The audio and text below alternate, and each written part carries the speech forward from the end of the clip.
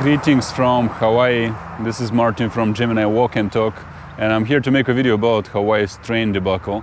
But I begin at this bus station because the train does not actually reach the neighborhood where I'm staying here for Christmas break. So I have to use a variety of transit options here to get to the train. Soon I'll get to the train station and I'll explain more about the status of this project and how far it's gotten, what problems it has run into, and its current state of usefulness. Let's begin.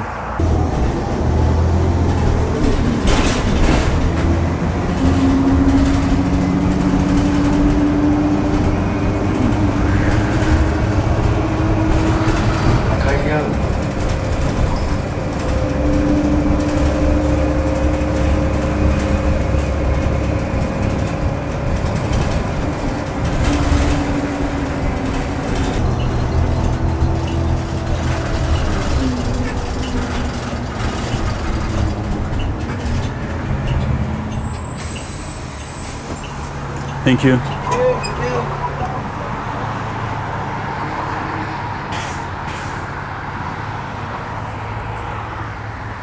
Okay, so I have arrived at the train station. This one is called East Kapolei.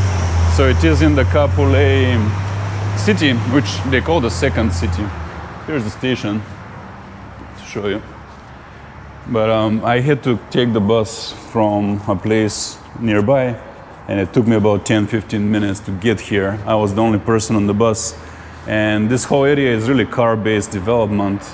And you're seeing how I have now arrived at the train station, and I'm going to use my card, which is called the Holo card, and I'm going to ride the train. This is brand new stuff pretty much. They have a board and tells you when you're departing, which is nice. And I am on the west side of the island, which is the opposite side of Honolulu. And part of the big problem here is that the train was built on this side actually, and I'll explain why and what challenges that poses. But first, let's take a look to the station and the environment here. So you see, I am at the station. I think I need to go even further up to get to the platform. Over here you see neighborhoods out there, fields. This all used to be farmland. There's solar plants, basically solar panels, kind of farm, big area with it. And this is the dry, sunny side of Oahu in Hawaii. And it's where a lot of the locals actually commute from when they go into the city to work.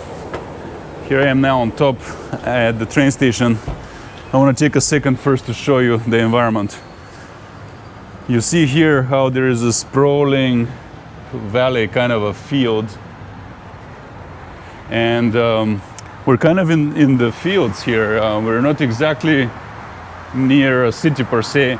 The whole side of Hawaii here is actually pretty much car-based suburbia that they've built on a tiny island for some reason. And you can see the former agricultural fields right here are still around, but at this point they're getting encompassed by infrastructure and some development on that side. Right here is a big road and a train station I'm standing at. Over there, the solar panels into the hill, wires everywhere. So you see how the little bit of farmland that this island used to have is now getting consumed by development. And if you look over this way, I'll show you what we're looking at here. And you can see the beginning of the train rail.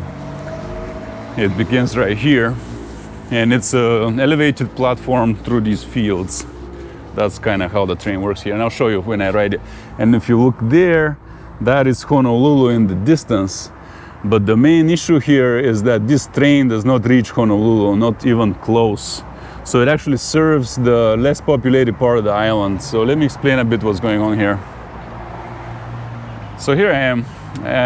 I want to show you this project. It recently opened, but there have been so many problems and criticism and many lawsuits, including a brand new one in which the contractor Hitachi from Japan that built the trains for this is now suing the government agency here that was in charge of the train project for incompetence and putting on losses like $300-400 million on the contractor's back and stuff like that.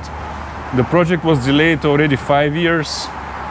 In 2019 they revealed they're 5 years behind, and by now it's become 8 years behind.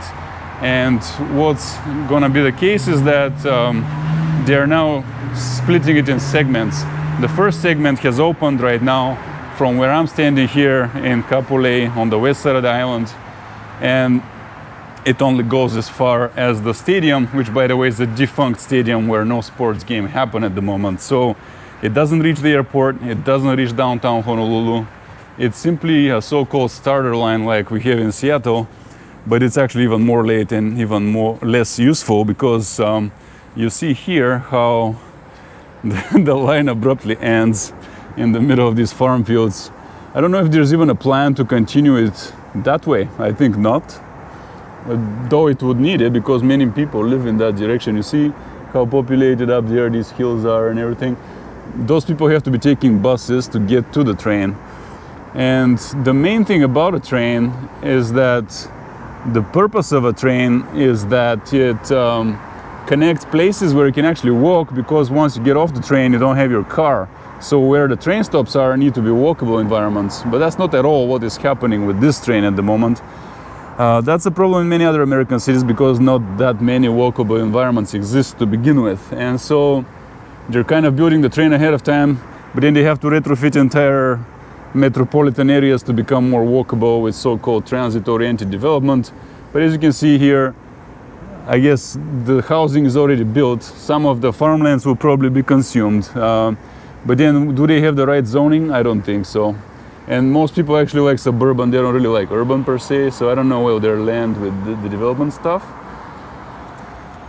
But at the moment, what has happened here is that after 8-year delays now projected, and runway costs over extra billion something, I think the whole project was about 10 billion, over $1 billion was already added on top, and it's already 8 years late. And what's gonna happen is that no one's riding this train because it actually just connects a car-based suburb with another car-based suburb. They'll show you that when the train arrives. And for the moment, everybody is actually pretty angry about it, including the contractors, including politicians, including the people here. I talked to my relatives here and they're like, just get a refund, we don't want this anymore. Why do we pay 10 billion when it doesn't serve anything? And so people are angry about it.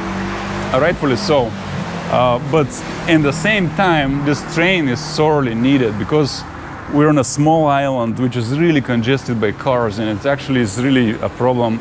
It majorly drives down the quality of life. Everywhere you go on this island you're completely stuck all the time in traffic, even though we're in the middle of the Pacific Ocean. What the hell are all these cars doing here?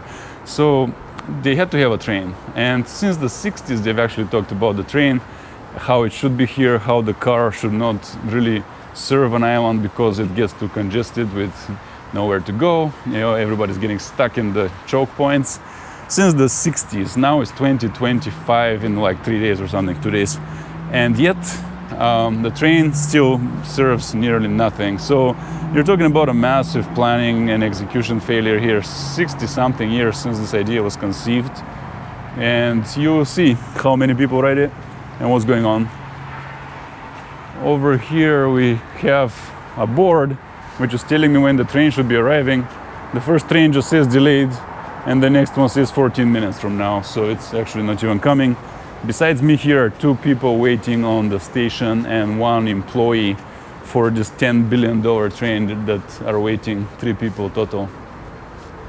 Though it's nicely done in certain ways. It's brand new and solid, you know, it's like elevated and everything. Lots of concrete went in. I'm watching rain here. You see how it's raining on the hills, but where I am is not raining. Hawaii is dynamic like that. It's pretty crazy. The cloud just comes out of the ocean and it rams into the mountain and rains. You can see rainbows for that reason all around this island, and that's the symbol of the state for that reason. Okay, I'll wait for this train and I'll get on it and I'll explain more to you. Okay, the train has arrived slowly after the delay. Looks like it's on Island 10. Nice train though, made by the Japanese company Hitachi.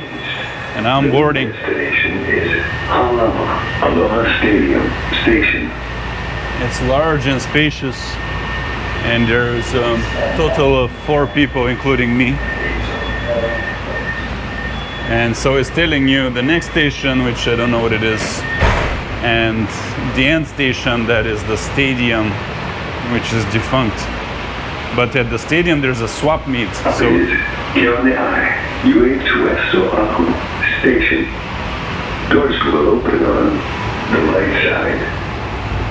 this is, by the way, the first or biggest or both.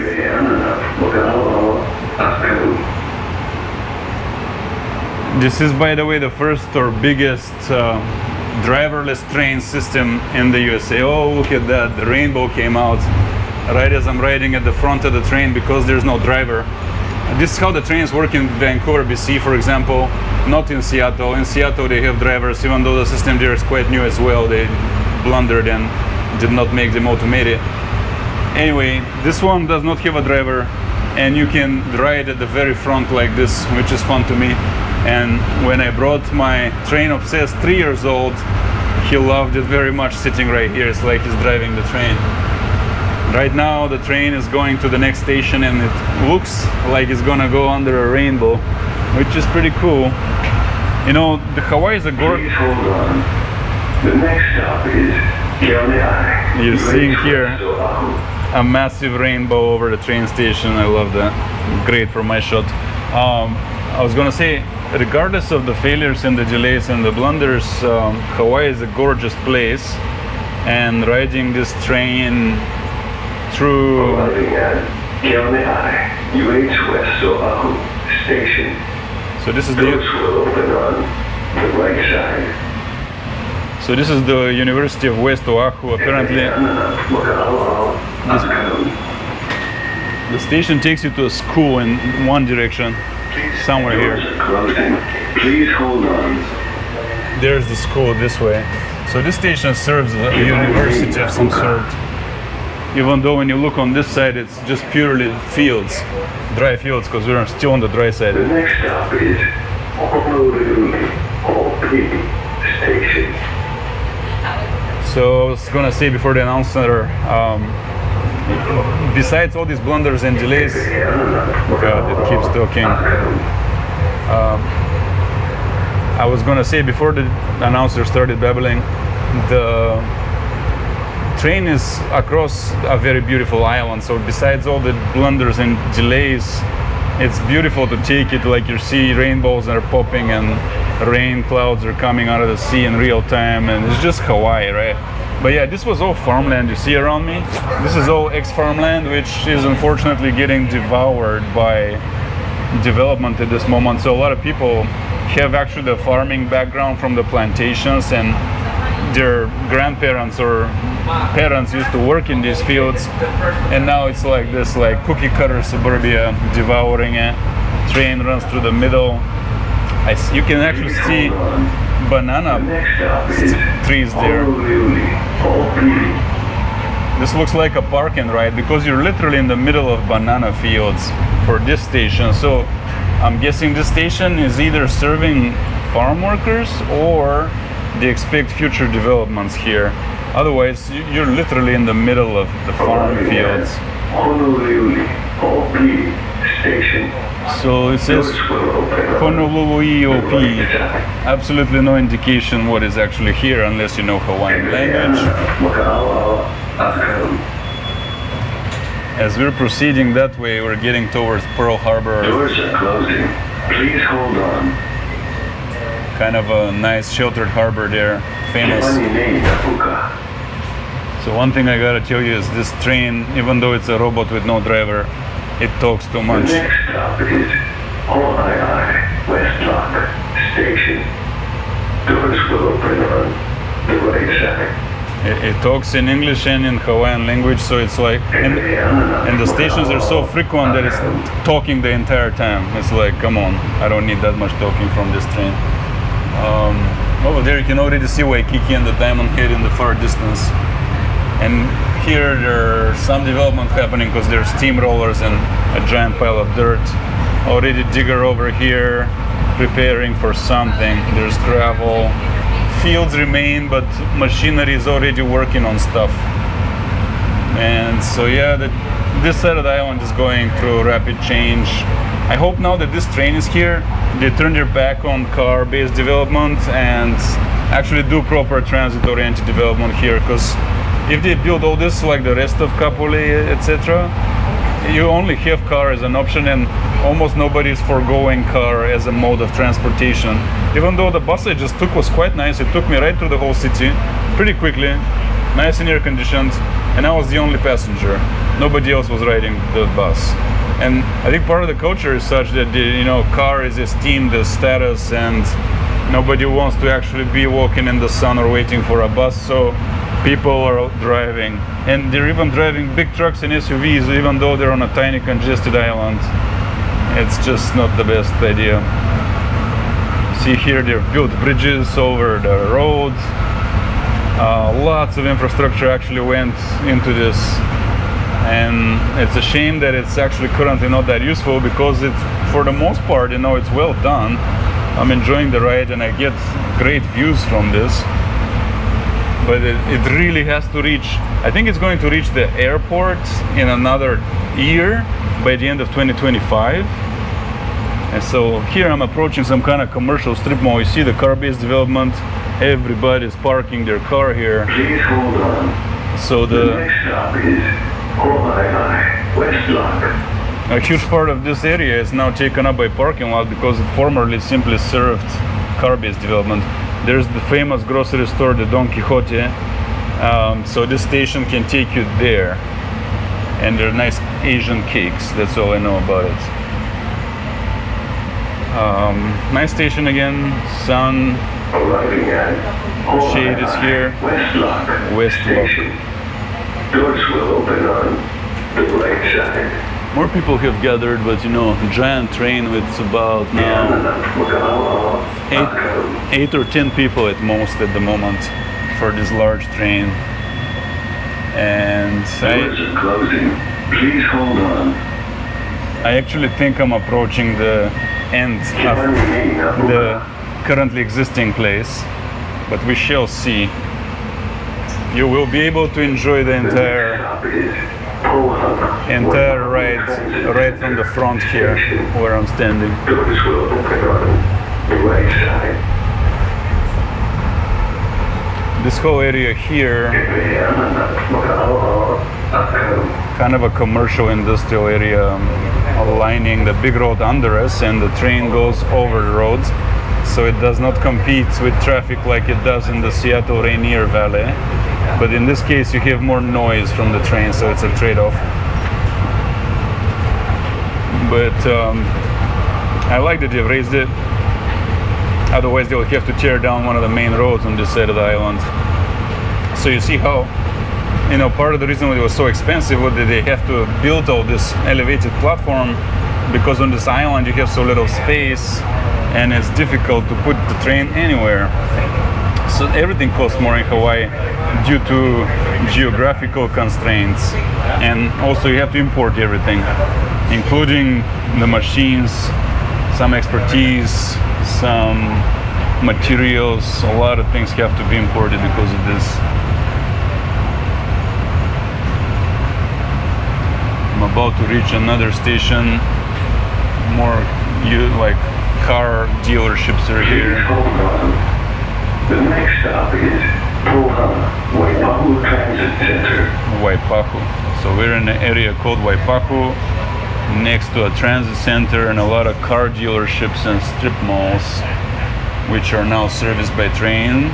Some housing does exist, but it's like single-family housing. Arriving at Waipahu Transit Center Station. So not that many Doors people. will open on the right side. Not that many people can actually get to this train station unless they use the bus once again. And you can see it by how many people are getting on and off. Now there's more people though. And we're going to the swap meet of the island of Oahu. That's what's happening at the end of the line. Please hold on.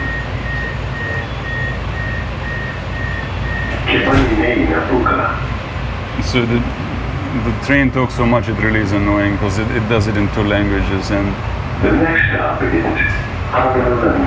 the train stops are so frequent. They're just constantly talking. You see more housing in that direction there. I don't know if these people will be taking the bus to this transit station if they can. You know, the train will eventually reach downtown, but at the moment the bus is actually more useful than the train station because the bus actually goes downtown and to areas you can walk. And I'm going to illustrate that. I'm going to get off at the end of the line, and then I'm going to take the next bus over to get to Chinatown and downtown Honolulu, so that you can actually see what it takes to go from these residential areas of the island into commercial areas, which are more walkable.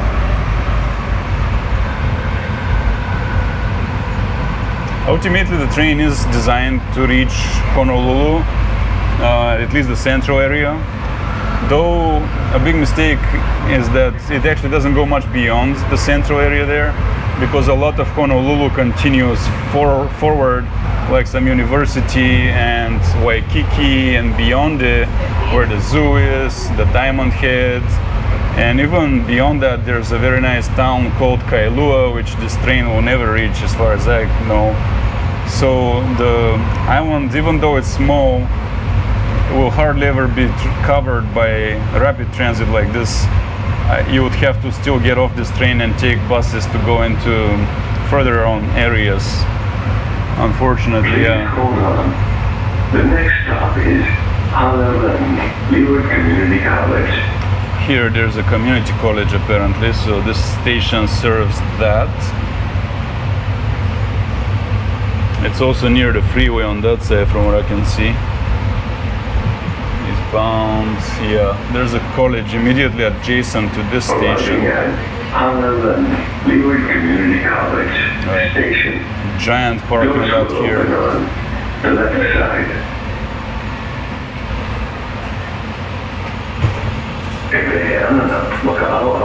Come on. So I think I started recording when the train arrives, and I am now in 12 minutes and a half. So I am mostly through the route of the train. See another one coming here. But I'm actually about to exhaust the entire project, you'll see. I think I'm approaching the final stop which is available. We'll see how many minutes of train we have for $10 billion.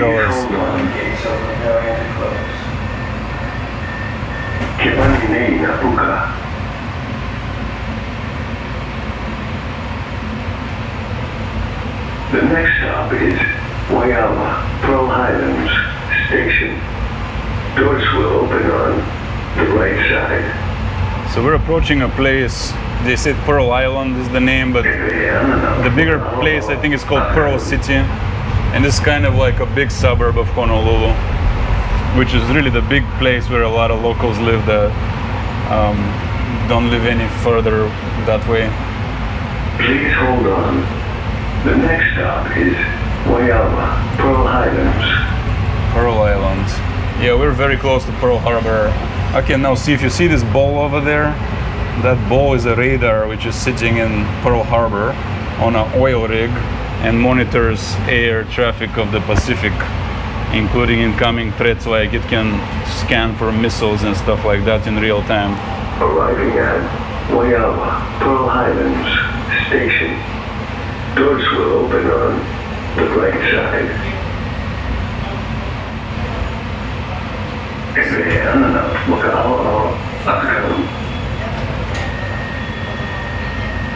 So the stations are actually very frequent. You can even often see one from the next, since you're on a platform above.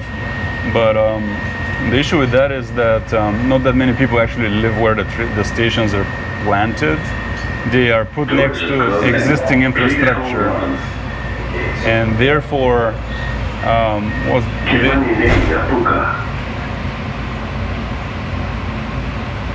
therefore you have to have other means to get to the station. Pearl Ridge Station. Doors will open on And combined with the limited range of the train, even in totality, when it's finally open, 8 years delayed, it will still not go everywhere, and that's the real big problem. It still ends before even the university. My relatives here said a big relief for the traffic would have been if the train reaches the university, so the students and the staff can use it. That would alleviate a lot of traffic. I was told when you're on the roads commuting, when the school is not in session, you see a relief on the roads. Actually, is that much traffic going there, but the train is not at all planned to serve that school on the other side, the university.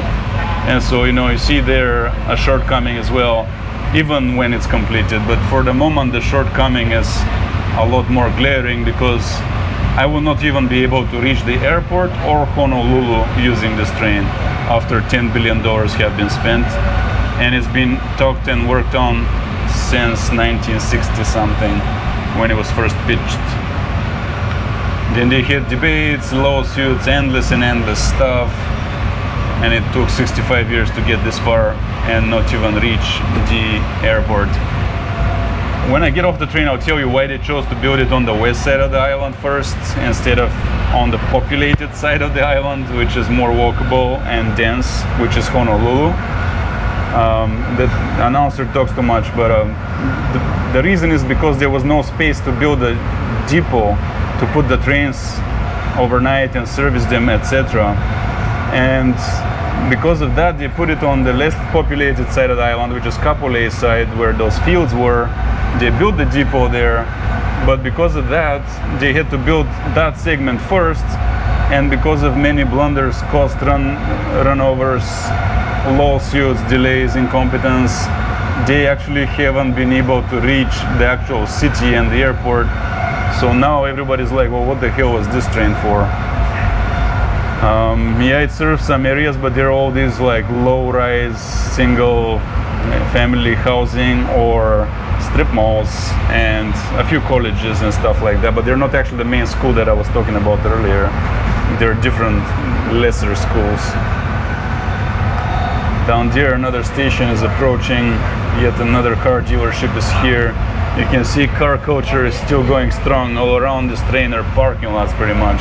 And having been here almost 2 weeks now, everywhere you go, it's basically you always go to a strip mall, unless you go to Honolulu or Waikiki. The next stop is Pearl Ridge. Pearl Ridge now, which is another big mall, but I am not very sure exactly where the mall is from here, because I went to that mall the other day and it's not visible to me right now. Like, I think you have to walk a bunch to this mall. I don't know where it is. Arriving at Pearl Ridge. Pearl Ridge. Station. Doors will open on the right side. Somewhere here is the mall. Right now the sun is shining into the camera, so you won't see very well, but I'll turn around and show you the train a little bit. It's a nice new train. It's wider and more spacious than Seattle's train, but I am reminded that the company that was, or the government that was orchestrating this project actually blundered and got the wrong size of trains or rails, or somehow the rails and the train did not fit, and they had to delay the project. And now Hitachi, that built the train, is suing, saying you should have simply listened to us and gotten the trains and the rails that we recommended. Instead, the government involved two separate contractors and mismatched them, and so for a long time the train couldn't even run on the tracks. That was one of the big reasons for the delay, and has now become a reason for a lawsuit. That's the Raider, by the way, right over here, the big Raider. You see it in the back, the ball. My camera is wide angle, but it's pretty close to me actually. So right now we're going over Pearl Harbor. Right here is Pearl Harbor, where it's a nice harbor in the middle of the Pacific. It may even be the only one, such a good one on a Pacific island. It gives the USA a pretty commanding position of the whole Pacific. I see battleships over there. And this island is heavily militarized, and it makes sense to build infrastructure here for that reason. because Hawaii is almost at the center of the whole Pacific Ocean, and being placed here actually gives the US government a lot of range. On this side we are seeing neighborhood. It's a little bit older housing, but actually the fact is in the tropics housing is aged faster by the elements, so it's harder to keep up stuff. So some of these older neighborhoods, they look a lot older than they are actually, because they're on a tropical island and they get battered by sun and just the weather. And here we have Pearl Harbor on this side, beginning, there are bridges in it, etc. You could also go to the museum where the sunken battleship is and stuff like that, and some existing battleships they'll let you on, so you get a picture of what actually happened right before the USA joined World War II. But it did happen right here. This was the scene of the bombing of Imperial Japan, which got the USA involved in the Pacific side of the World War II. This train has arrived at Aloha Stadium Station. Doors will open on the left side. So we are arriving at the train station, well, the stadium, and I see the swap meet, and this is indeed the last train station on this route. So I have now filmed the entire route, and it takes 20 minutes for the train to go through its entire route currently. Doors will open on the left side. So here I am. I am able to exit. God, no more constant announcer talking. That's a relief. A bit hard for me to make a video, but at least you were able to see the whole route.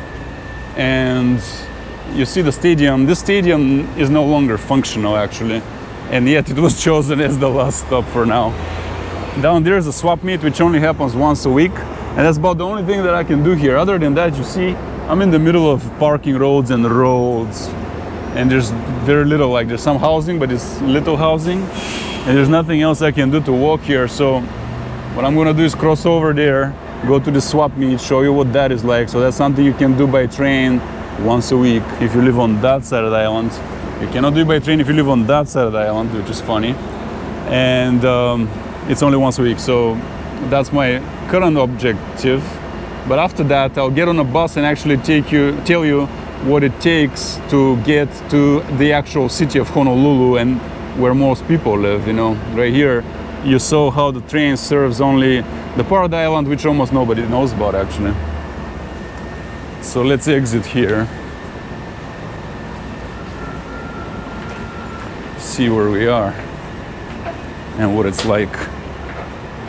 I myself am taking it for the first time. I think my relatives in Hawaii have not actually taken it, and that makes me the first one to take it, even though I don't live on this island, which is hilarious to me.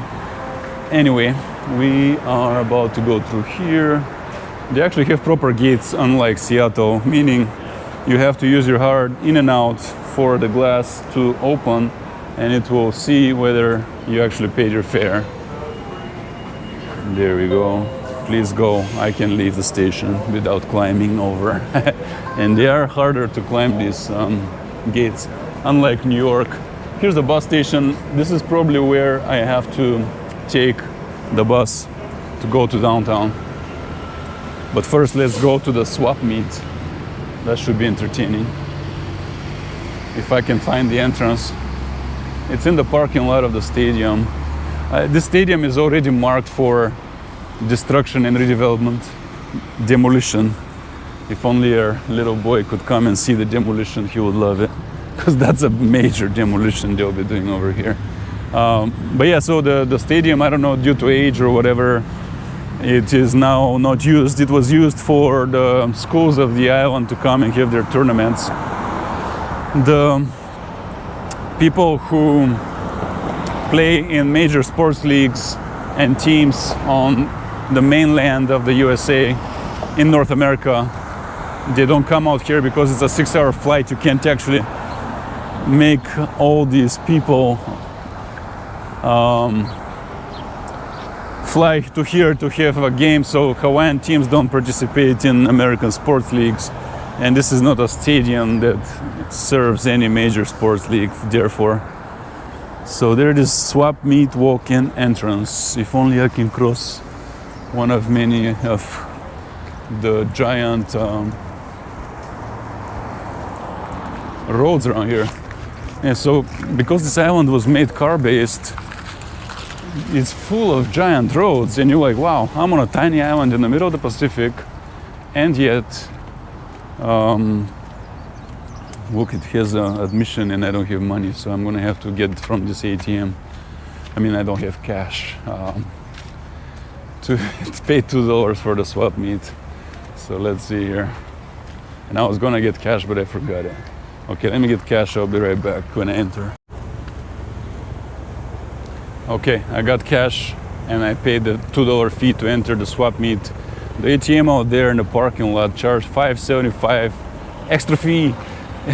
So everything is Hawaii gouges. I've never seen a fee that high on an ATM, unless it's a Bitcoin ATM, which is a whole nother scam of its own. But over here, I will get refunded on my debit card. My credit union refunds those, which is kind of hilarious. But yeah, wow.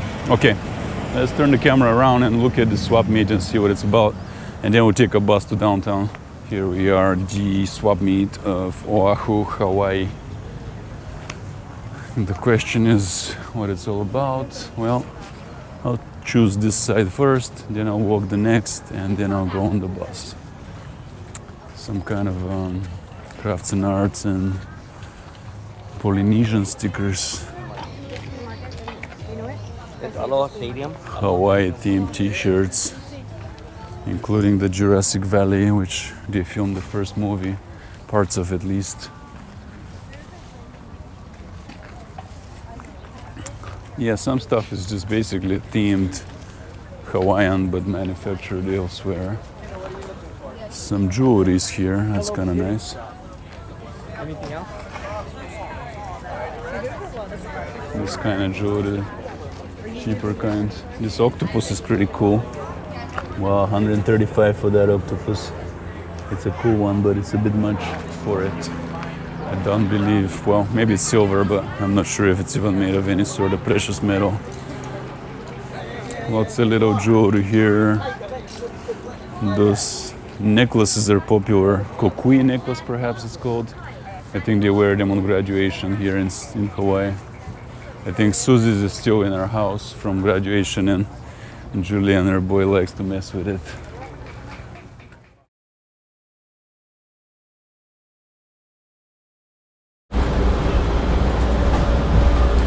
Okay, I'm now back on the bus to continue my journey to Honolulu, or at least Chinatown area, because the train ends there, and I want to show you what it takes.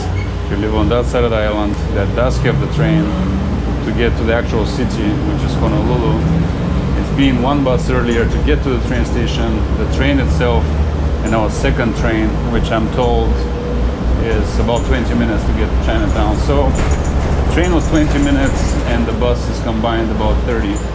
About 50 minutes to get there. If the train ran all the way, it would shrink this by a lot. So that explains why it's not used very much. On the other hand, the bus system around here seems quite good actually. It's kind of a shame that so many people drive when the bus actually gives you a pretty good experience, and it is spanning the island pretty well from what I hear and what I'm seeing. Okay, so I got off the bus, which was longer than I was told by the driver. It was over half an hour, so it was kind of grueling, so I got bored and got off and started walking. But now I have arrived to Chinatown, which is the first walkable urban area on where I could get to from where I started, which was the side of the island that actually does have a train at the moment. So it was over an hour when I combined all the types of transit I took. So you actually would get here by car, even with traffic, about twice faster. So, you know, it's not at all ideal. And many problems exist with this train system. it's mostly just very expensive and very slow to be built and very limited for the moment. And if you actually live in the urban part of town where it does make sense to have this train, you don't have it yet, because the depot, the train yard, had to be on the other side of the island, because that's where they had space for it. They thought they couldn't clear enough space over here. And so that's really the situation at the moment. I haven't even started talking about the lawsuits which were just opened very much. The company that built the trains, Hitachi, actually in plain writing, verbatim, is saying that they accuse the government here that ran the project of incompetence. They say they failed to coordinate between the different vendors who were supposed to be executing the project, and that incompetence ran up the costs and made delays in the hundreds of millions. There are multiple lawsuits by multiple of these contractors. The one by Hitachi is the biggest, just opened December 20th, 2024, and it's for $300 million. So get this, the project already cost $10 billion. It's already over $1 billion over cost. And now contractors are suing for something like combined $500 million. And yet the project is 8 years late, and it hasn't actually reached the city where it makes sense to have this train. It's just crazy. And if you read the article, and the facts of the lawsuit itself must be very fascinating. They cite many kinds of blunders, like, for example, the government told Hitachi to mobilize their part of the project, the fleet of trains, workers, etc., so that it can begin running in 2019. And shortly after, the government said, oh, wait, never mind, we're actually 5 years behind. So why would they have told that? Hitachi said telling them to mobilize actually cost something like $100 million, which was absolutely worthless. And it was allegedly done because the government didn't want to yet come clean, or just, I don't know how they actually even did such a thing, but they did not come clean on time, that they're 5 years late. They told the contractor with the trains to mobilize the fleet, and that cost $100 million or something like that, when in fact they were 5 years late. And finally they've done it in 2024.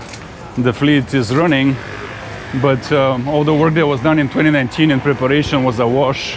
And there were many other ones, like the one I mentioned, where they mismatched the rails and the trains because they hired two contractors, didn't coordinate between them properly, and many other things like that were cited in the lawsuit.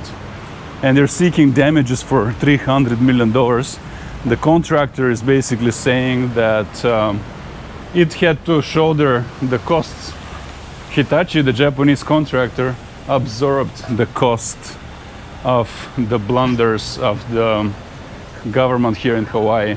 And then there's another lawsuit by the company which I think did the concrete and the rails, and it itself is suing for $100 million, probably on similar grounds of incompetence and putting costs on the contractor due to mismanaging the project. So wow, that is crazy.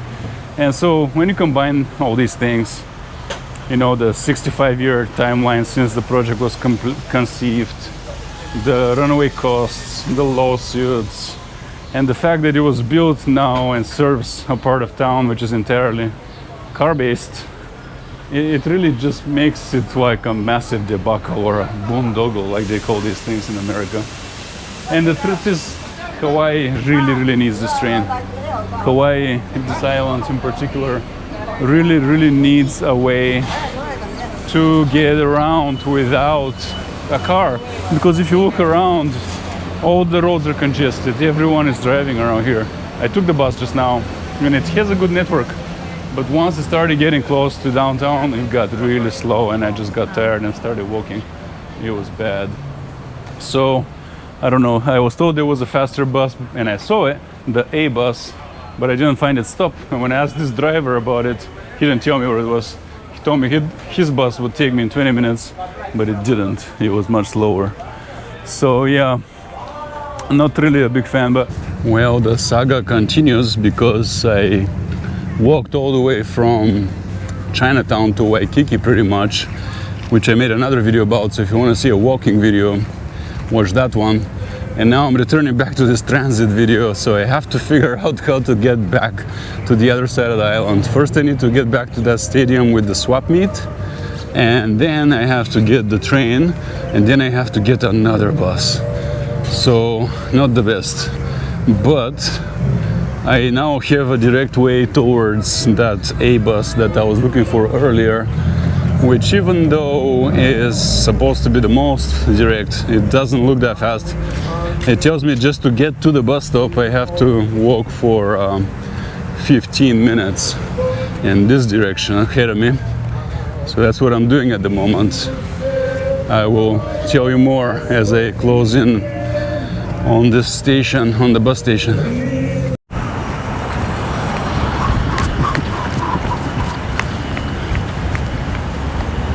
Okay, I think I've made it to my bus stop for the A bus. I don't know why this one has a letter, not a number, but I'm trying to figure out if it's the one.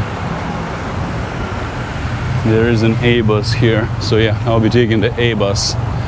It might be coming this way, it might not. Nope, that's a different bus. Anyway, the saga continues. I am pretty tired and sweaty at this point. Let's see what we have here. It's telling me that the bus should come at 4:09. That's quite a lot. Well, 13 more minutes. And how long the bus goes? 36 minutes. Then I have to take the train for 20 and another bus. That's a little crazy. So it's gonna take me over an hour to get out of here and back to the other side.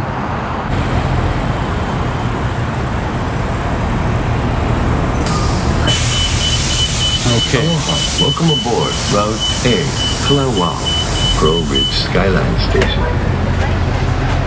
Well, I'm back on the train. I had to reload my card. I think the camera and microphone magnets that I have demagnetized the card I was using, so I couldn't pay for the bus or get on the train until I reloaded another card I had. Good thing I had two.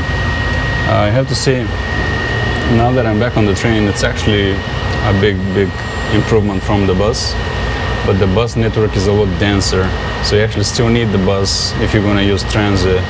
You can't just use only one unless you're actually conveniently placed on it, but for the moment almost nobody is in this whole island. But the train itself is very nice and large and spacious.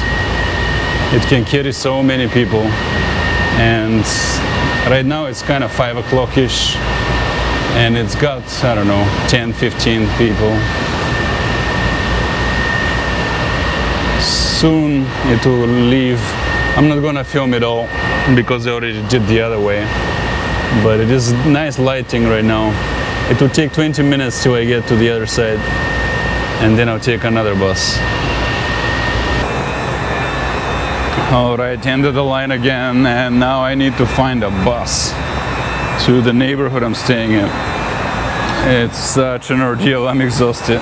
I also haven't eaten all day because I'm cutting after the Christmas feasts. I'm using the video filming day also as a cutting day.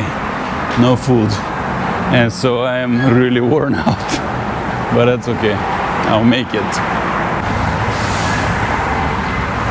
So I got out of the train station and all that's good, but now it's telling me my bus is 18 minutes away. So that really starts adding up. I already waited for like 15 minutes on the Honolulu side, then I rode it for 30 minutes, then I waited for the train for 10 minutes, then I rode it for 20 minutes, and now I gotta wait another 18 minutes to ride another 15 minutes. So when you start adding wait times, it really starts adding up and making this commute a long time.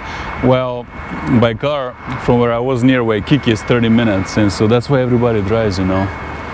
It's just not that convenient the way they have done it.